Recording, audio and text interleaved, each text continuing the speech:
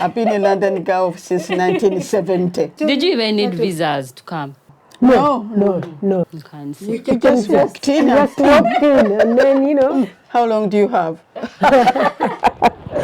In the 70s and 80s, it was tough for us. It was. Flavia. Because I never used to know how the times table. So I was so bad at mathematics. And so we started off, yes. So I got married. She didn't even come to my wedding. Turawansi, lekerawo, jakukuba. So Makere was great. Here, everybody, where you trained Makere? Oh, yes. Yeah. even the knickers, the bras, they had to pack I'm telling you, life was good. Paid. How? And we went on holiday. Remember when we went to Disneyland with the children? And she came with the nanny. We live comfortably, don't we, darling? Yes, we do. We can't complain. I never listened to anybody saying, oh, because you're black. I said, no. And we've been there for each other. Yeah. That's why when you've got good friends, keep them near you. Hello everyone, welcome back to my channel. My name is Sisi if you're new here, and welcome back if you're a returning subscriber. Today I have two very special guests. I'm so excited. I did trap them. They did not come here prepared. I just got them and I said manange muje. And so thank you so much for coming. I have two judges here, Jajja Flavia and Jajja Beth.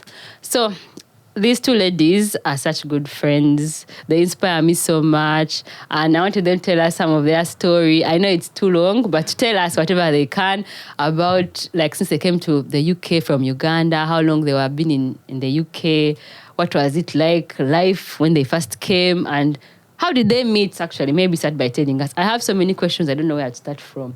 Maybe start by telling us. Tell us about yourselves, to introduce yourselves, and also how did you meet?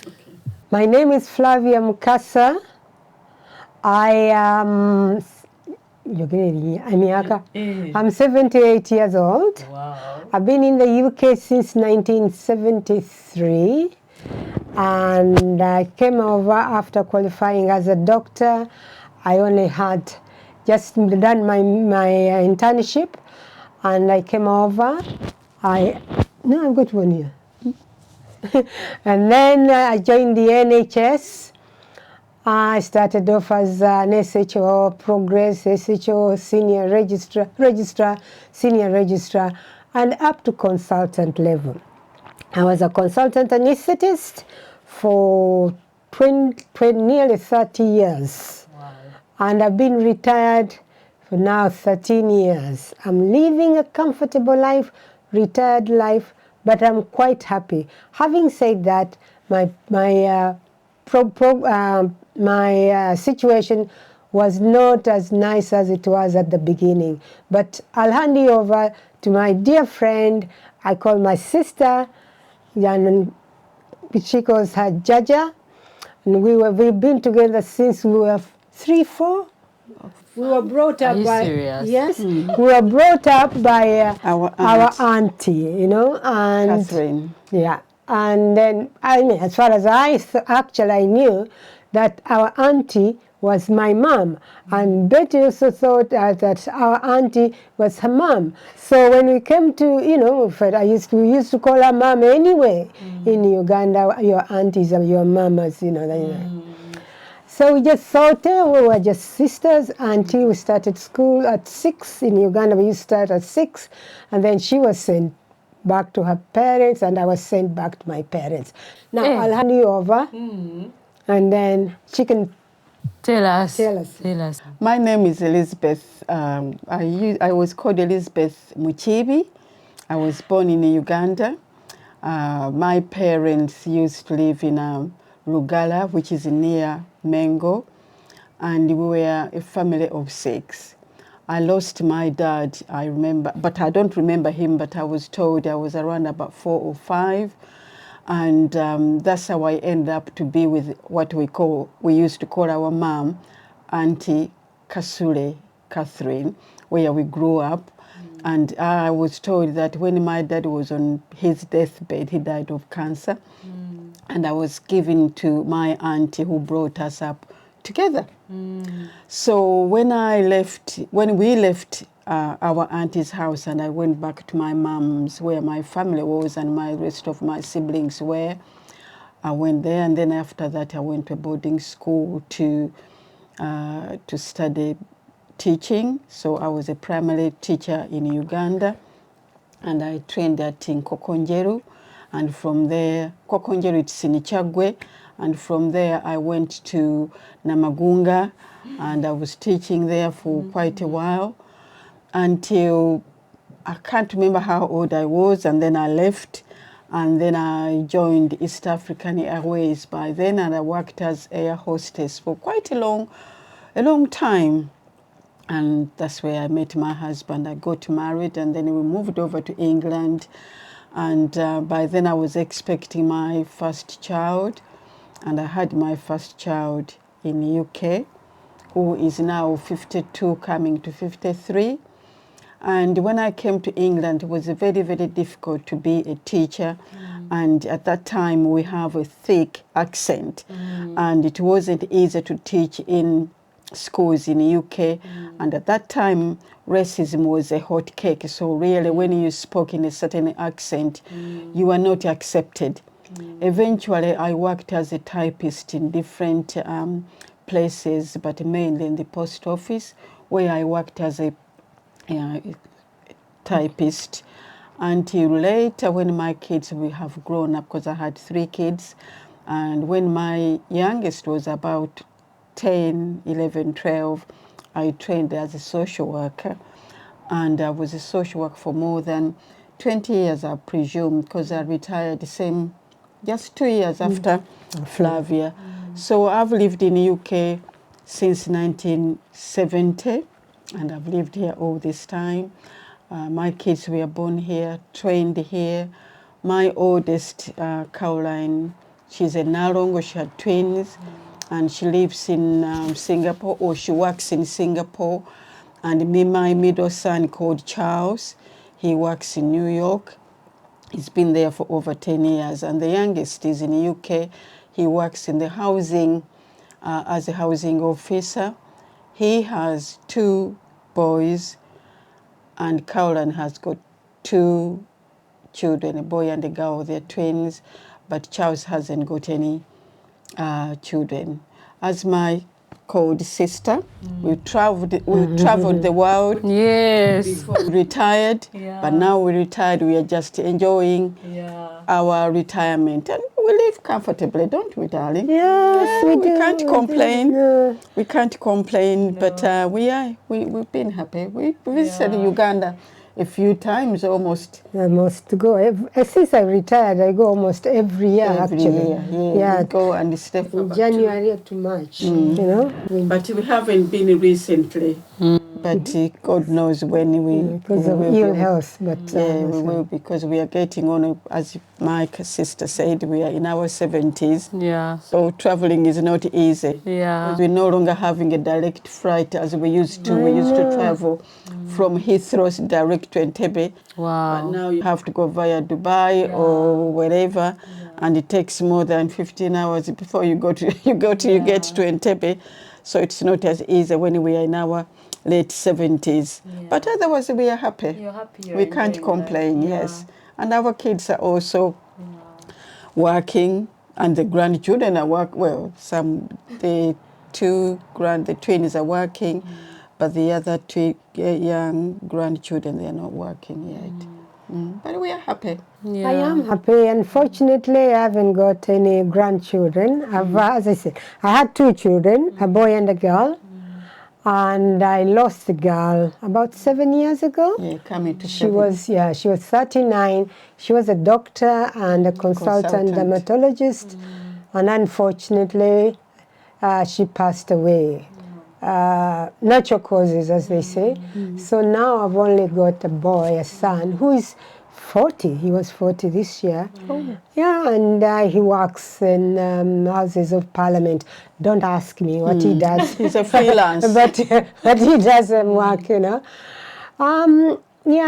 My advice to people who want to come here, if you can come, you know, you have to be prepared to work hard and just accept things as they are. You know, they're trying. When we first came in, it was very difficult as a colored person. But now they are trying to integrate us, and as long as you don't say that, oh, because I'm black, I'm not going to have this, they can't give that. You just say, well, I want to be, like I said, I wanted to be an anesthetist and I wanted to become consultant. I never listened to anybody saying, oh, because you're black. I said, no, I'm going to study hard, I'm going to put my mind to it, and I'll make it. And you made it. And I made it. So what I tell people, and I even tell my son and some of us, I said, look, forget this business of color. It will always be there. Come on, let's face it. Excuse me. Even in our own country, if you go to Uganda, you know, because we've got lots of tribes and those, you know, you will still find that some tribes are accepted, others are not accepted. And that's your own country, Uganda. So now when you come here, and, you know, how do you expect them to accept you just like that, to be like one of them? Although they try, but let's face it, it is still raw, but you just say, no, I'm going to make it. I don't want to listen to you, this person saying color, no, not color. Put your head down and study and work hard. And some of the things, sometimes they say things and you can hear, you know, and they say, I'll tell you one thing. First few years when we came, we used to, where I used to work, these little youngsters in about 4, 5, they used to come to you and go like this and look at the fish, see whether actually your color came off. And they just, you know, I mean, that was bad enough, but we accepted it, and then you just used to laugh about it. Now they don't do it. Occasionally you find one who will look at you and then they say, I don't want you to touch me. Oh yes, we've also found that as doctors. And I remember my husband was also a doctor. And I remember he was working as a houseman, SHO in A&E, and he was the only one on duty at night. And this patient came in, and I can't remember what was the problem. And he specifically said, I don't want a black man to touch me. No black. And he said, look, I'm the only doctor here. And he said, no. He said, okay, you can wait until 8 o'clock in the morning when another doctor comes. And he had come in just before 11. So he sat, and halfway through the night, the patient relented and said, okay, doctor, you can see me now. So, you know, the thing is, it happens. You don't answer back. Well, you can, you know, but not being rude. Yes. And if a patient says, I don't want you to touch me, I used to say, occasionally, fine. I said, okay. That's fine by me. I'm doing my job. I'm going to sit there, and when my boss comes and say, how come that patient is still there? I just said, well, he didn't want me to touch him, and that was it. So it's not that bad, but you've got to have it at the back of your mind that actually you are a foreigner, but you're doing your best. And some of these things they say, I used to say, if they say things which were unpleasant, I used to say, shh, just like that. I said, well, I just kind of, shh. And and everybody, you know, in my department, they knew. They used to call me Dr. M. And if they say, well, we haven't got this, I want this. And then I used to say, well, there's nothing I can do. And they say, what do you say? I said, shh, means. But also, in my field as social workers, where we deal with the families, and most of the families were white. And when you knock at the door, you said, I wanted a social work. I said, well, I am a social worker. And I said, well, I don't want a black social worker. And you still tell them, well, if you don't want a black social worker, I can go back in the office and tell them, and then they can send a white social worker. But when you go back to the office, they will tell you, there isn't a white social worker to come and attend to your needs. But if you don't want a black social worker, you have to wait. But we don't know how long you're going to wait. And I mean, my son works as a housing worker, and some of the people looking for housing, when you go to assess them, when he goes to assess them, some of them said, I don't want a black person to come and assess me. I said, well, if you don't want a black person, you have to wait. But I don't know how long you're going to wait. So when you are prepared to work hard, explain yourself clearly, not being aggressive or losing your temper, but to be open and say, Assertive. well, I'm doing my job, but you've got your own rights. If you want somebody of a different color, you may have to wait for quite a long time. But I'll go back and explain to my seniors what you want. So long as you're not aggressive, you are not being abusive, but you are just putting the facts in front of the people so that they know that what you said, that's the correct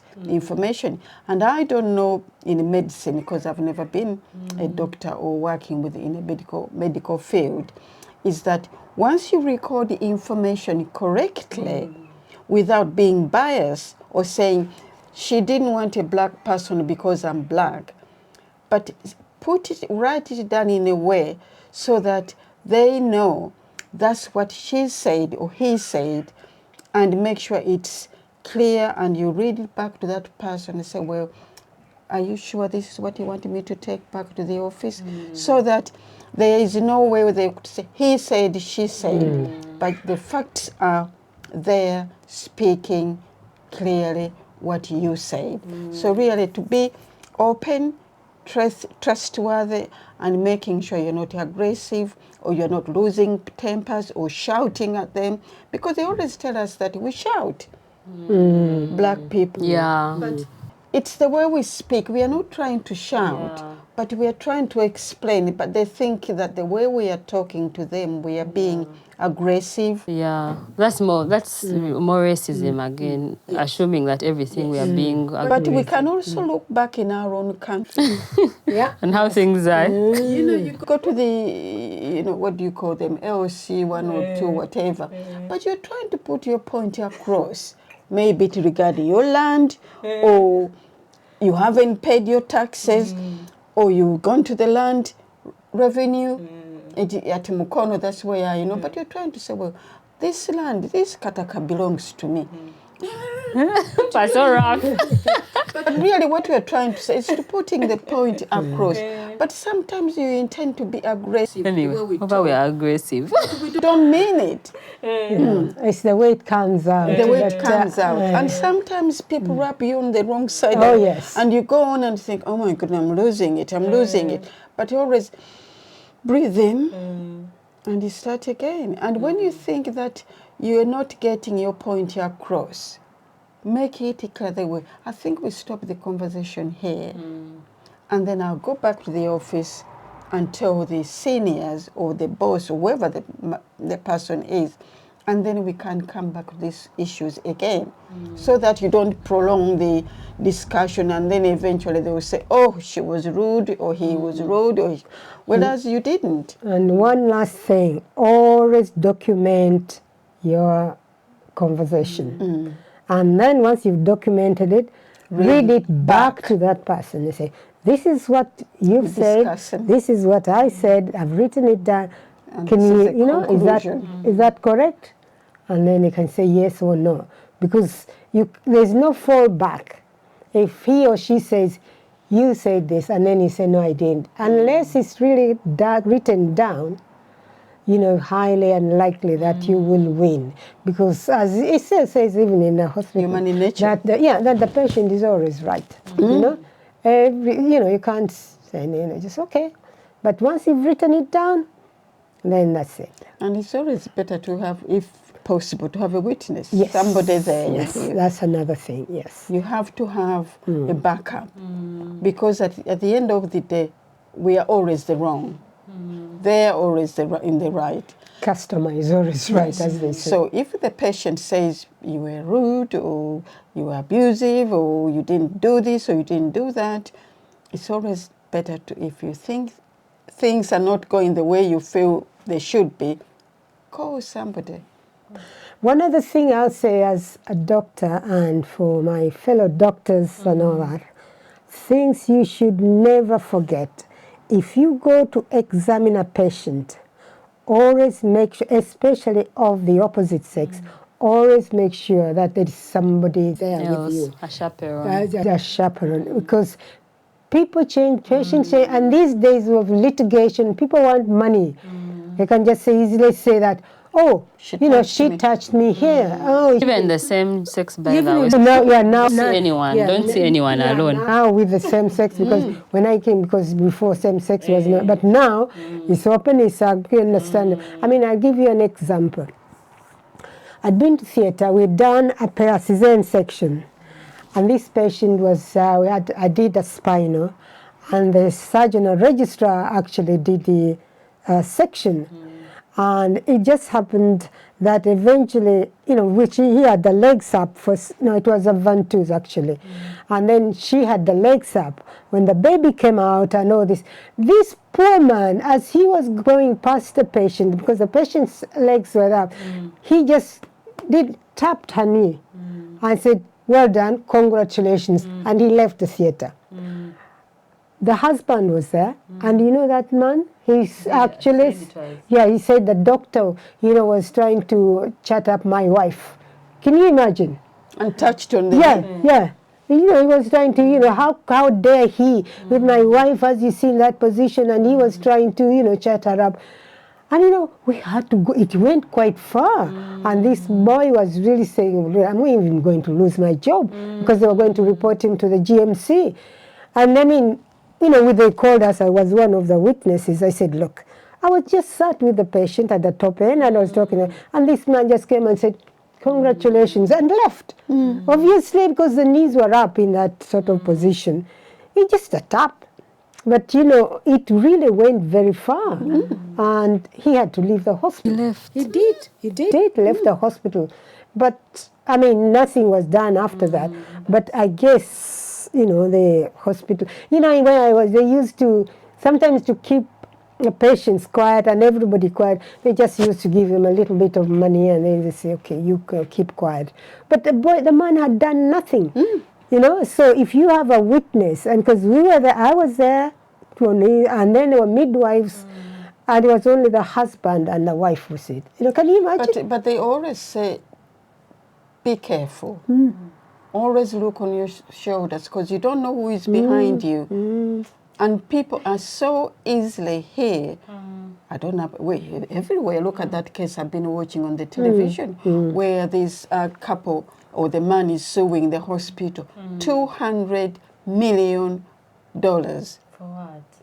Because they said he made allegation, the hospital made allegations about their daughter of child abuse.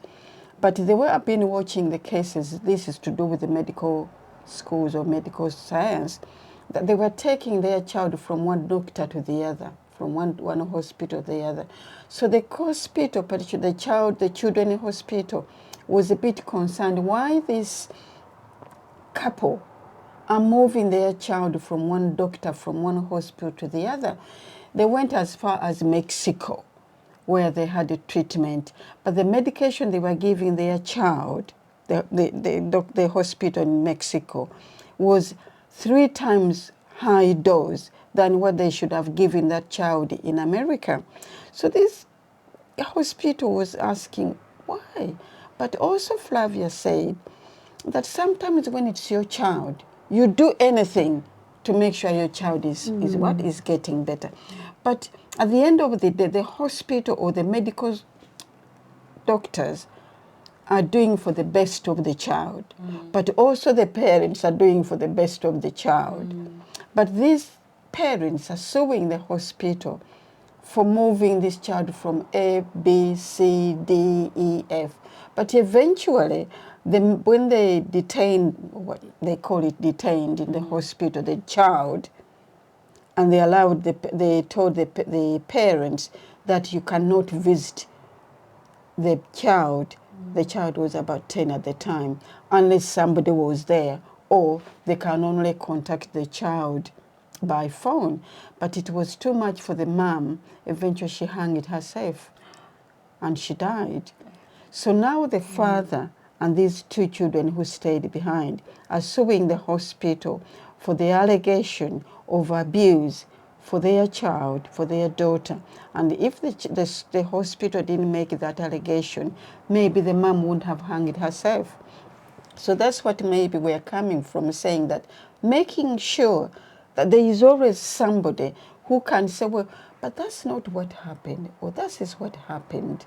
So really being safe for your own back or the hospital, because at the end of the day, there are so many doctors who have lost their jobs. It's true, especially unfortunately if you're black, you're more Yeah. like Oh, yes. you're more likely Or Asian. or Asian Yeah. to be referred to GMC, to be struck. Oh, yes, yes. That constant Yeah. pressure, fear that you have that Yes. other people don't have. Eh? Yeah. Yeah. And sometimes you doctors, you work, I mean, I've never worked in a hospital.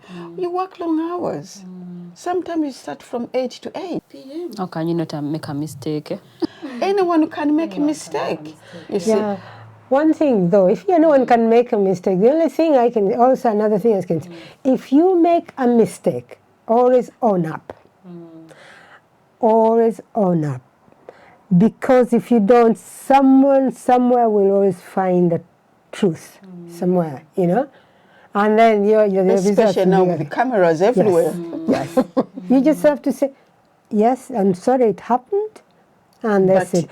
And also, you know, you go to patient and say, look, Flavia, this and this and that happened. I'm sorry. It shouldn't have happened, but it's happened. I'm really sorry. And, you know, immediately, you know, when, you know, do that, rather than hide it, because eventually somebody will come, a neighbor or a friend, and say, what did they say? No, it can't be that. You know, you go to, and eventually the truth will come out.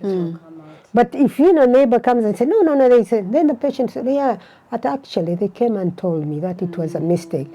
And then, because, you know, you've got lawyers and all this, there's all this hospital indemnity and all that. You've got, you know, people to defend you, to look after you. They'll sit with the client, patients and client, and then they'll say, sort things out before you sort of escalated. So the truth will set you free. Yes. And make sure you have indemnity insurance, especially if you're in private sector. Oh, yes. I had another question next to ask you about parenting. You know, parenting kids is so hard. Oh dear, that's a big. How long do you have? Right now, I have 5 kids. I have 3 kids aged 5 and under. And people always say, like, when you're struggling, you're complaining how you didn't sleep, you cheer. They're like, enjoy it. Is it you'll forget or they'll grow up fast. So Before you know. which is true. But at the same time, it's like, I feel like, especially when you're in diaspora, there's something you're missing. At least back home, I don't know how it is these days, but I imagine that in Uganda, people have a lot of help. So the first time I met Jajja Beth, for example, Vanang Jajja Beth, do you remember? Yeah. I met her when I was in labor. She's the only person that we knew. Otherwise, it was just me and Edward, where we were living, those days in the ghetto of London. And if you are not there, I don't even know how to. Well, you would have managed. You know, you always what you have, you don't miss. So, what's your advice for anyone out there who's like having kids? First of all, is it true that you will miss those years when they have passed? Or because you both have kids? Yes and no. Because don't forget when you as a couple, you are young, you need to make a living. You have to work. You have to you've got the kids. But I find that your way of looking after your family, maybe it's working for you, that one of you is at home and you're working. But also, even if you say that you are missing them growing up, but at least you come home and see them. And also when you're at home, making sure that you enjoy that time with them. Because what do we do sometimes? We intend to do other things in between. Set time. I mean, we didn't, when mine were young, I didn't do that because we were taking them to childminders and nursery school and so on. But when you've got them, make that time special. To do what? To just be there with them, you mean? You can create games. You can speak to them in your mother tongue, because what we did, I remember people still blame us. We never spoke to our kids in our language in Uganda. We took them to the childminders. We came home with speaking English, and we're speaking Luganda in between us, the parents. But they missed out. Now they are growing up and said, why didn't you teach us Luganda? But when you remember back home, no one sat you to on the mat and say, Kino cha Luganda, yogera boti, yogera boti. But we just speak. You just pick it up. Yeah. So you could say that when I'm home with my kids, I'm going to spend time speaking to them in Luganda. Actually, a lot of Asians do. They speak their own. Yes. And these kids, grow up, with both Speaking both languages. Yes, I felt sad about that. Mine didn't. But I was... In the 70s and 80s, it was tough for us. It was very, tough. very tough. That is. Yeah. But the thing is just working. If you've got a friend, work together, but making time for the children, whereby that time, even if it's 2 or 3 hours a day, it's productive. The problem with that is you want to, but then you're so tired. By the And there are time so you much come other back, things to do. you've got to cook, wash, this and that. Cooking, shopping. Yeah. And Life is so busy. It's so busy. I must admit, I think I must have been the worst. There came a time when my child was being looked after by the telly. Because I used to sit him down as a team, and then used to have, these CBBs and all this, and he knew everything. And I used to feel guilty because I just couldn't, and then I didn't have time, because then, you see, my husband was working away As from well, home. yeah. So he was in there, I couldn't come home like on a Friday night, and it was terrible. So he would sit there, and then I say, come on, let's do the homework and all this and that. And then at one stage, in all fairness, which I liked, the school said, well, there's no point in giving kids homework because it's the parents who do the homework. And they say, so no homework, because they used to keep them in the hospital for about 45 minutes an hour after school. They used to do the homework then. So we didn't have that. By the way, homework is also work. Like at the end of the day, because now only one child is going to school. But you feel like, I keep wondering, if the others also start, how will I manage? Because it's like you're also a teacher.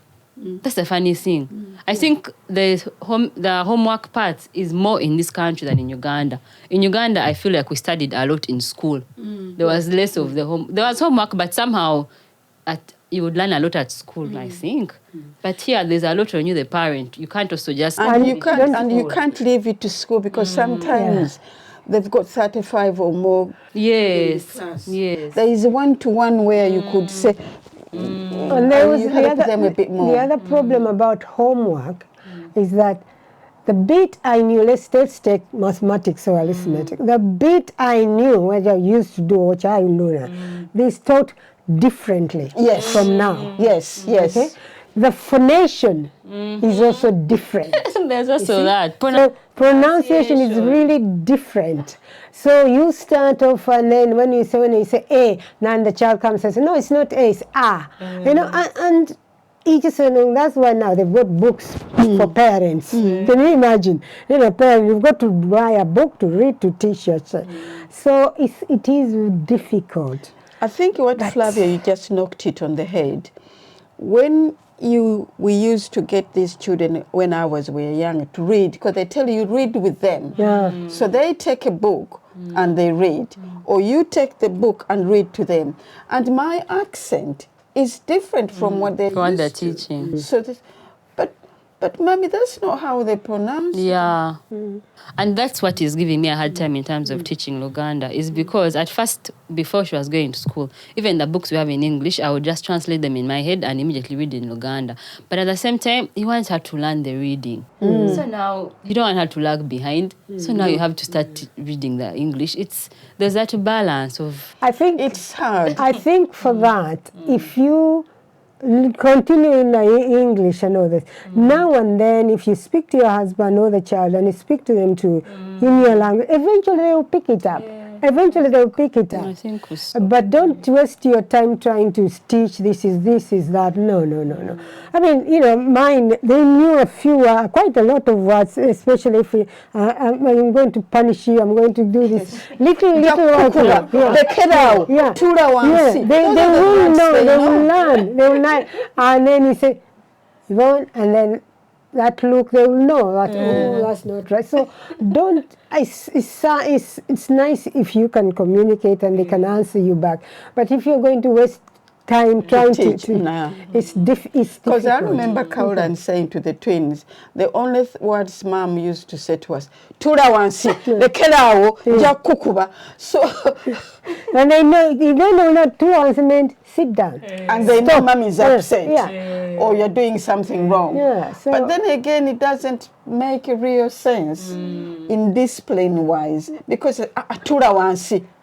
And what next? Yeah, but then you also had this one like a jangu, you know? Jangu. It means the kerao. Yeah, you know. But those are the 5 words they knew. If you want more tips on how to teach your kids, I had a conversation with Diana Luanga, who makes Luganda nursery rhymes, and I'll link it up there and down below, so you can go check that out. Okay. Okay. And then the other question I had was about, tell us some of your stories of how you've traveled, and also how. Now, did you come to UK at the same time? No. It was 2 years apart, I think. Mind you, we can go back a bit because she was clever, very clever. So she went to Gayaza. But for me, I wasn't that bright. And we had always laughing with the Flavia because I never used to know how the times table. So I was so bad at mathematics. And when back home they used to start to eat the meals, they said, Betty, start the 9 times table. And 9 times 1 is 9. And the rest is history. So that's how we used to. So she went to Gayaza, and for me, I went to the local school, Natete. There was a primary school. I wasn't that bright. And then when they took me back to my family, then I went to Catholic school, and then I went to teaching. But she went to Gayaza, from Gayaza to Budo, from Budo to Makerere University, and she done medicine. So we lost contact. You lost contact for some years. I don't know if we were about 10 or 12. Yeah. Well, I remember I went to my mom's, back to my family when I was about 15. So we lost each other because back home in those days we didn't have telephones, we didn't have mobiles, we didn't have that kind of media communication you have now. So I got married. She didn't even come to my wedding because she didn't know maybe I got married. Didn't know where she was. So I came to England with my husband. So what was the reason that you came to England also? Because I got married. And he was coming to study, right? My husband was already here studying, so we came to Uganda. We got married. After the honeymoon, we came here. Straight away. It was like me and Edward, our story. So I came when I was pregnant as well. And soon after, I had my child, and it was quite a traumatic birth. So we lost each other. And then I had my second child. I think it was Charles. Yeah, Charles. When we met. So there was a wedding. Because in those days, in the 70s and 80s, we used to meet on weddings. In London, eh? Yeah. Thank God we didn't have so many deaths like here. So we used to meet on weddings. So we came to a wedding where I was invited by one doctor who is related to Flavia's on her mother's side. So I had, I think it was Michael. I think it was Michael. Michael was in the pushchair, and she had Yvonne, her daughter, in the push. And I went, Flavia! I said, Betty! And that's how we met on a wedding. In the 77, 78. And we've never been apart ever since. We sort of remembered all the days and nights. You reconnected. She was in Cardiff, was it? Were you? Or Liverpool. I was in Liverpool. So what about? Is that why you support Liverpool? No. No. You support Newcastle, but your rest of your family supports Liverpool. I support Liverpool because I was in Liverpool. Rival, you went to Liverpool. Yes. What about? Sorry, I have so many questions. when you came to UK, why did you come to UK? Because you just did internship in Uganda. So what was, and us in Uganda of these days, people say Uganda of those days was good.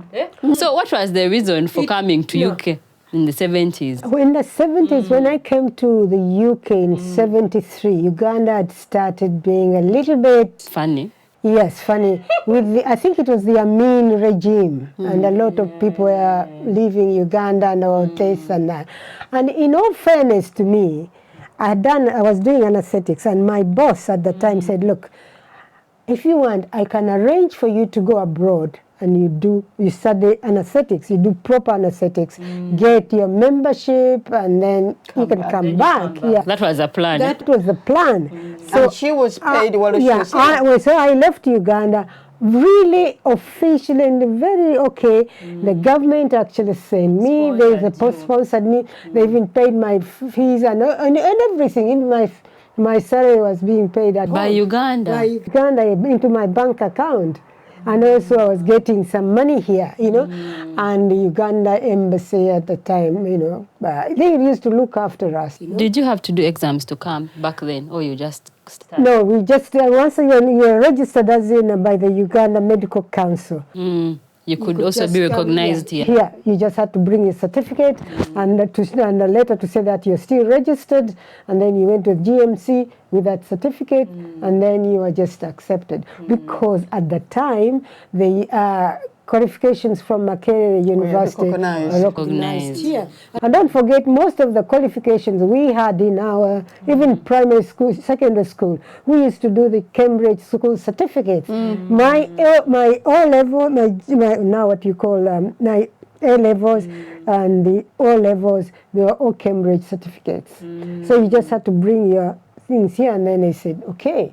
So it was no problem. Hey, Mama. Yes. And the exams were also done from medical school. Every year. We used to have, we used to have external assessors used to come from here. And then they used that, and then you... So it was more of, the countries were working together back then. Yes. And we were recognizing all the exams. It was actually very good. It was very good. And we had all the help, all the departments were working very well. And then, of course, when I came here, my intention was to do my anesthetics qualify because they didn't have... they had postgraduate in surgery and medicine. In Uganda. So they didn't have that option even. No, they didn't have for anesthetics. Okay. So I came up here, and then within that time, and I told my mom, I remember, I said, look, I'll get my membership, my fellowship, they used to call it, in 2.5 years, and I'll be back. And rightly so, I got my membership, fellowship in 2.5 years. Yeah. But by then, Uganda had changed.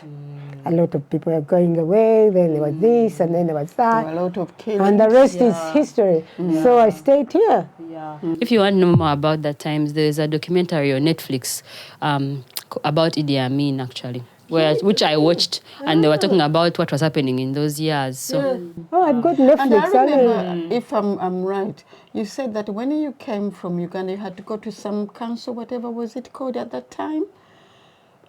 British Council? No, you go to the General Medical Council. Yes. It's the same. Every country has got its only General Medical Council, every country. Even Uganda had. And once you are registered, after internship in Uganda, because you are then, although you're a doctor, you're not registered, then you are registered to work in Uganda. And so when you come here also to work in NHS hospitals, you had to be registered by the General Medical Council. Even now, you have to be registered by the GMC to work in the UK. So if you want to watch a more up-to-date video, we have to do exams. We'll link it down below and also up above. And then what about, when you came, you went to Liverpool? Yes. So then for you are in London, but... I was in London. And you were always in London the whole time? I've been in London ever since. You have never moved from London? No. London girl.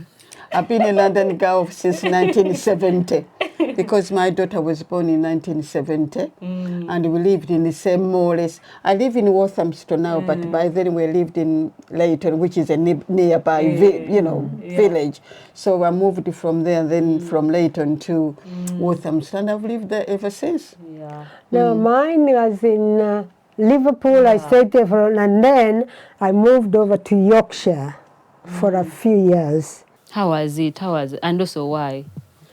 To Yorkshire, by then I had got married, in between, Did you come with your husband? No. I knew him way back home. And then, school. No, actually I knew him as he was a houseman, an SHO, and I was a houseman.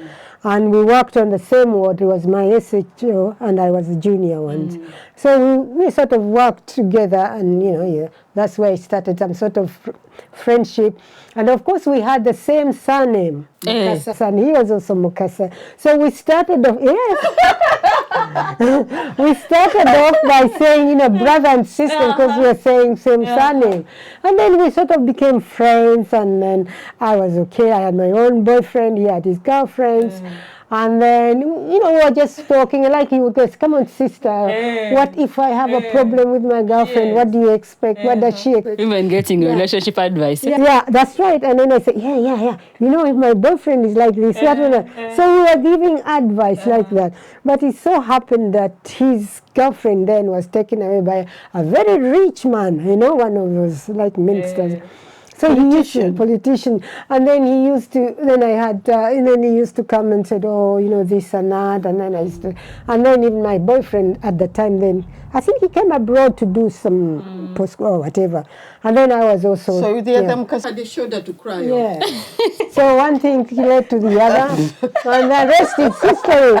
So when I came over here, I left him in Uganda, and then all of a sudden he says, and things were not good in Uganda. Then all of a sudden, I said, I was all right here. Then all of a sudden, he said, hey, why don't I come over? And I said, no.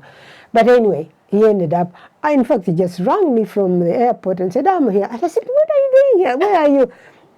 And then he joined me in Liverpool. We found a job for him. And then those days, because he had brought his certificates and everything. And at that time, he was doing general surgery. So we managed to get him a job in the same hospital as I was. Those days it was quite easy if you had your letters. And they used to, Makerere was great. Here, everybody, where are you trained Makerere? Oh, yes. Yeah. Because also this had a good reputation. Yes, because if it was 1970, those days, Uganda, I remember, had just got independence in 1962. So we're almost like an extension of, we were considered part of UK somehow. Did you even need visas to come? No. You can't see. We just walked in. And then, yeah. So anyway, we were in Liverpool, and then he met for years, and then he managed to get a job in, by then, Yorkshire. Because general surgery was difficult for a black man. And he got a job in Yorkshire, but then I had a child, a young one, and they had a system, because we complained that they were losing a lot of, like now, sort of doctors, women doctors who had to stay off work because of the children. So they decided that they'll create jobs for married women, whereby they could just work the hours you agree. Flexible, and then you can look after your family. So when my husband went to Yorkshire, I said, look, I've got this child, and all this. So they said, okay, we'll create a job for you. And somehow, I don't know, the ministry or whatever. Then as a senior registrar, then I was at the senior registrar level. And they said, okay, this job is for you. I mean, this money is for you for 5 years. It was ring-fenced just for me. I could go anywhere in the UK. I travel with my money as long as I was with my husband. If my husband moved to wherever, then I just saw my letter and I said, look, I want to come, my husband is here, and then he'll come. So he got a job in Yorkshire. And then I just, and then I just said, look, my husband is, and they said, oh yeah, because they loved you because you had your own money, so it didn't encroach on their finances. I don't know who gave them money, but it was so nice. It was so nice. Supportive, struggle. They used to call it married women's something. So we were a few of us. Should bring it back. Yes. Oh. Yes. And then the thing is, dreaming now. And then the thing is, actually, you decided how many hours you were going to work. I think it was decided. Yes. So he said, and then those hours, of course, whatever the department, whoever was paying the money, was paying for those hours. So I used to work 4 days a week, and one night in 2 weeks or something. No, one night a week or something, and then one weekend in 8. So much less frequent than before. Okay. Yes. And then the hospital was told that when my husband was on call, I would be off. So I used to give them my rota, he used to give me their rota, whatever, no this and that. And then I'll pencil in mine when he was on call, and then I'd be home. So it was really helpful. And the hospitals liked us because it was an extra pair of hands. That has come with your own money. My own money. Yes, and then from there, and of course when you finished, then the money disappeared. So before as a senior registrar, you had to be 3 years as a senior registrar before you can become a consultant. But because I was working half the time, I had to do 5 years. Because you had to take the same thing. Yeah, no, I couldn't complain. They said, it's going to take you 5 years. I said, it doesn't matter because I'm with my children. And then at the time I'd meet my children, and it's 5 years and 3 years, it doesn't. Yeah. I'll do that. Yeah. So I took a while. It's worth it. There's no need to rush people. Yes. And children mean, well, that's your family, really. Yeah, it did mean well. And I really enjoyed that time. And there was nothing more, really gratifying when I used to say, well, as an editor, it's a certain theatre, and then I used to work from 9 to 5. And that was the thing they told them. She has to leave the hospital at 5. Yeah. There was no way of going here and there. So I used to be in theatre, and if my case was going to go over 5, I would ring the boss, senior registrar, say, look, I need a relief, 5 o'clock. Wow. And then just about 1:45, somebody would come in and say bye-bye, because I had to pick up my child. Pick up your child. And there was no... I think it was really well... too much about family. Yes. Which is coming back now, I think. I think so. It's coming. You think? A little bit, I think. Because, for example, you can work more flexibly now, which had become more difficult, but now they've made it somehow more open. In the UK, that is. I have a friend called Amanda in Germany. She's an anesthetist. I don't know what it's like over there, but Amanda, if you watch this, I hope that wherever you are, things become flexible. So, and you can easily fixing your childcare. Okay. What about, I was just wondering, if you and your husband are called Mukasa, are you allowed to be married in Buganda culture things? Yes. Yeah, but they're different clans. Mukasa, there are certain names which we have got. We have multiple clans. Yeah. Because Mukasa, what is your Musisi, clan? Mukasa, Nte. And what is your husband? Ndiga. Yeah, you said But when you have the same name, Oh, okay. I think that name was like, you have Kato, Babide, Mukasa, Musisi. Those names were universal. They're just, they're not a clan names, but they are whatever. What are they called? I don't know. I don't know what they're called. Because Musisi, they give you Musisi because you are born in rainy season. And when there used to be that Musisi. Earthquake. If you are Kato, you are, because you were twin. Yeah, so it can be any clan. You could marry Kato and Babide, but not from the same clan, but because you were born as a twin. So some of the names were clan related, not clan related, and some were seasonal, like in a rainy season, or they name you after somebody because it was somebody important in their family. So sometimes you are not the same, so long as you're not from the same. Because the other question also, I was wondering how come you're called Muchibi also, and Edward is called Muchibi. My father's name was Muchibi, and my niece, which is Joanna, Edward's mom.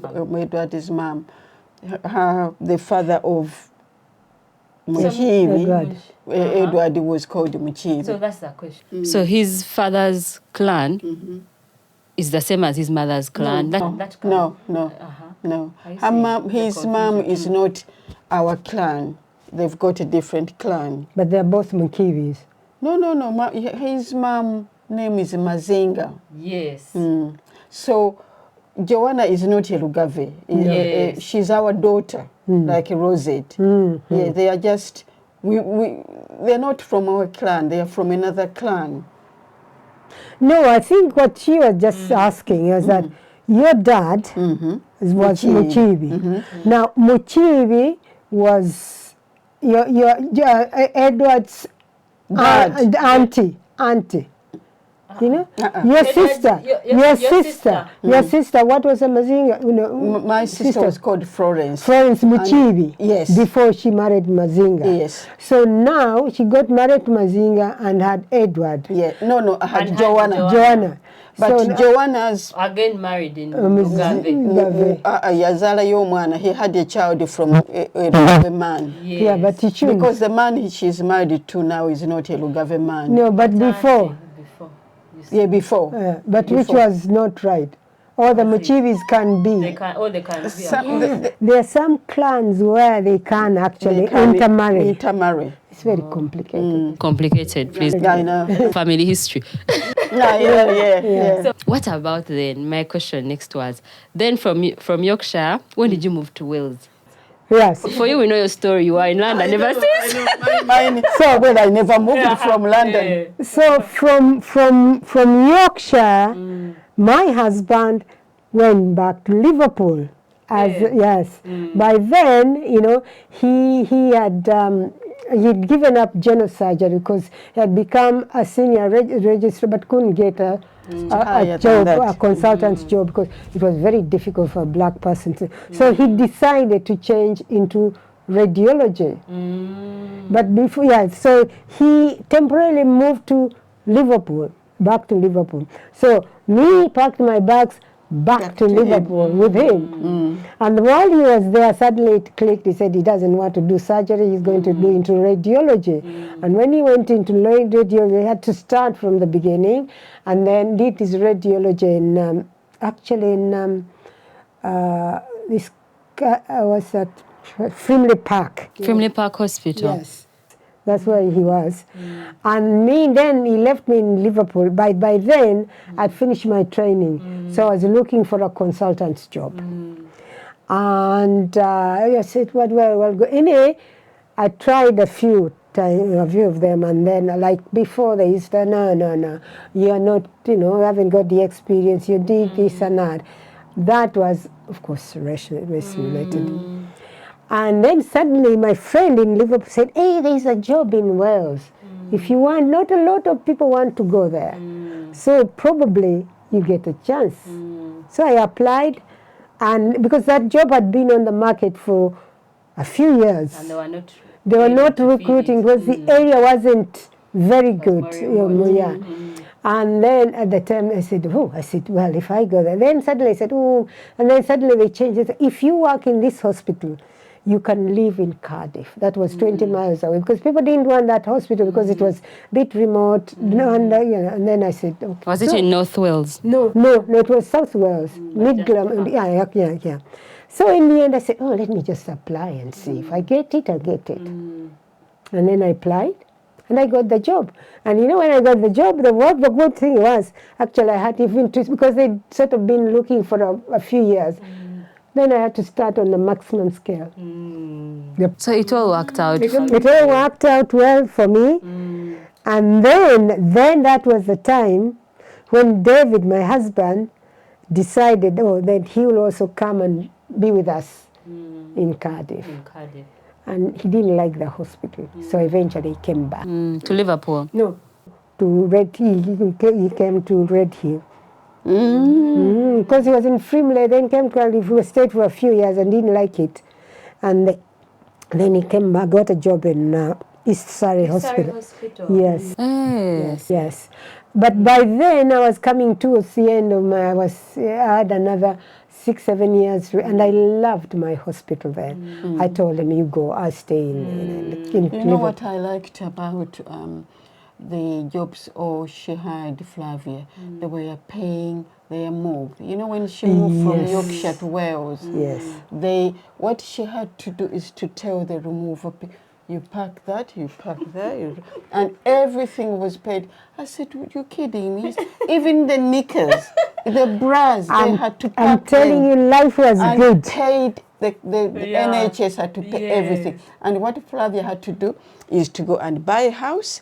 These people come and they tell them, That's the kitchen. Everything in the kitchen goes there. The bedroom, the bathroom. I said to Flavia, "You're kidding me." I said, "Yes." Would you believe they would make your bed for you? No. Honestly, I used to use Pickfords. They are very good. And then they will come and say, "Okay, where are you going from?" And then they arrange it and all this and that. And then say, "Okay, what house? How many bedrooms?" And they say, "You've got a kitchen, you got a lounge, you got this and that." So they will go and bring the boxes and label everything: kitchen, bathroom, lounge, and all this, and the bed.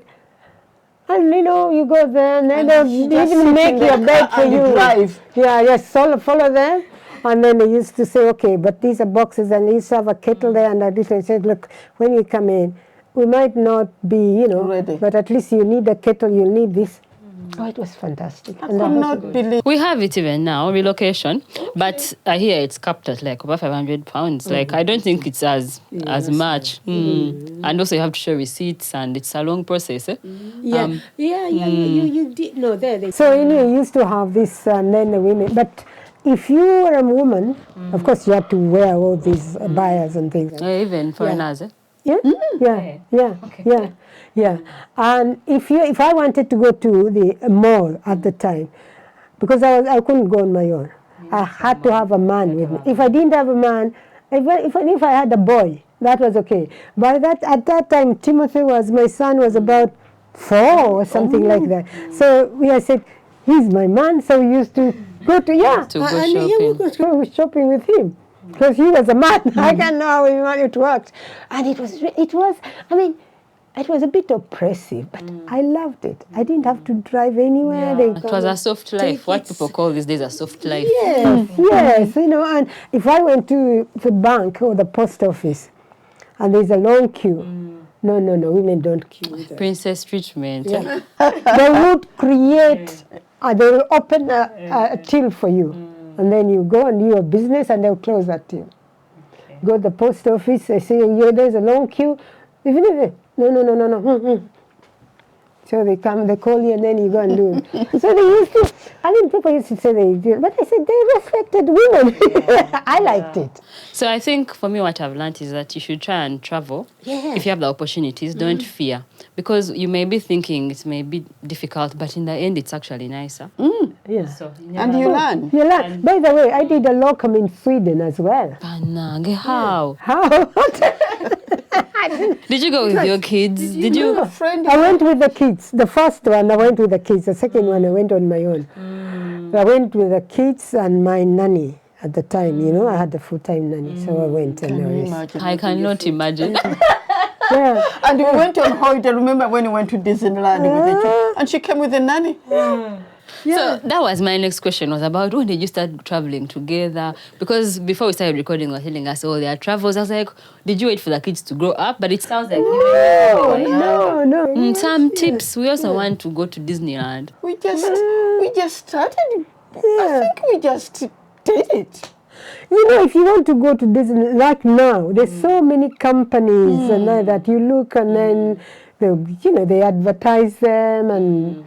Did we start by one of the children's birthday? I don't know. Caroline's 18th? No, they were younger when we went to the first Disney. They were quite young. You remember? They were in a pushchair. Timothy was in a pushchair. So I don't know how we started. We can't remember, but we just started going on holidays. But we used to plan. We used to plan actually well in advance. She used to, you know what? This woman, she's got a heart of gold. When I was going through, hard times, she even paid my mortgage. Wow. She's lying. And she used to buy food. So when we went on a holiday, I said, Tofayo. She's always being fluid with her money. She does the same for me. But, if you want to go like on holidays now, we used to save. You save, you start. For instance, you plan it and say, next year in the summer, whatever, I'll go. Yeah, we did. So you plan, and there's certain holidays where you can actually start paying slowly. Because, by you know, with the family, you can't find that money to pay at once. You can't. Yeah, You can't. but if you start paying off slowly, and then, Especially as they get older, because you pay more money once they are older. Yeah. But when we used to go, remember one time we went with the party, your sister and her family, her husband, And the her three children, boys. 3 children, you with your 2, me with my 3. And we had an apartment. Yes. It sounds really nice. If I'm able to go next time, people will go and record. It will happen. Yeah, inshallah. Inshallah, but you plan it. Don't you will never have money to say, well, No. I want to go on holiday now next month. Yeah. And I don't know, you might, but it's very difficult. And then in those days, we didn't worry about these visas like now. Oh, yeah. We were traveling on our Uganda passport, and then the children had British passport. But it was so nice. We went through that door, the Uganda passport, and these children went through there, and we met them at the other end. But that was the time when the world was safe. Yes, you're right. But now they go there, you might not see them again. So Yeah. we've been lucky. I must admit, life hasn't been that bad. Yeah. And I am the sort of a person who looks at a situation and says, if I can sort it out, Yes. I will. And I worry and stress about it. If I look at it and I say I can't, I just say, and she knows. If I said, Flavia, what? That one? No, I said, no. It means I'm not going to even And you waste know a what? minute. Flavia, thinking about also what we did all those years, we helped the people back home. We paid the school fees. I remember my mom had her siblings, and they died young. Many died young. And you could go to mom's house and you see, that's from Uncle so and so, that from they are your family, and we are paying school fees. But those people up to now, I've never seen them again. But you know, when you do those kind of things, maybe God sometimes says, well, you helped others when they were in need, and maybe that's what also was a blessing. I think so. That we were able to live the life. We've been able. That's why we're saying now we are poor and getting old, but we don't regret it. We had a Had a good good time. life. Yeah, And we've been there for each other. Yeah. That's why when you've got good friends, keep them near you. Yeah. Flavia had a good friend then called Anne, and her husband, a doctor. But every time she sees us together, the day you met Flavia, I lost Flavia. You took her friendship Yes. she's still my friend, She's but still her not friend. that. the same. Yes. Yes. Yeah. Because I was a god. Because for you are sisters even. From back. That Anne was the godmother of her first child. Yes. But when we met and we became like that, I was the godmother with her, with the Timothy, the youngest. So we've been like this all together. Yeah. She's still my friend, but She's not still, as. not as Yes. So I think we're going to end on that note before the camera goes off. Be nice to talk to Yeah, you. you know, So nice. what We should come back. Eh? Oh. I feel like every story you told us, there were so many questions, there were so many directions it could have taken, but we didn't have time. Even the camera kept going off. So thank you so much for agreeing, especially because I didn't warn you and I know. I've really enjoyed the conversation. I've enjoyed you. You know, we remembered our old good days. Reminiscent of all the old days. And Yes. if I don't know, if I have to have my life again, I don't think there's anything I would say. No, I don't think we missed anything. No. And you know, the aunt who brought us up, she never had children of her own. So maybe You are her children. we are her children, yeah. Yeah. And we used to go back to Uganda and see her. She also became disabled and she was in a wheelchair. The And last we used time to we go went on to her dog. see- I say, you children, ne mubanga muli mu Bungereza ne mumanya nze omuntu nga yenna ali bw'ati.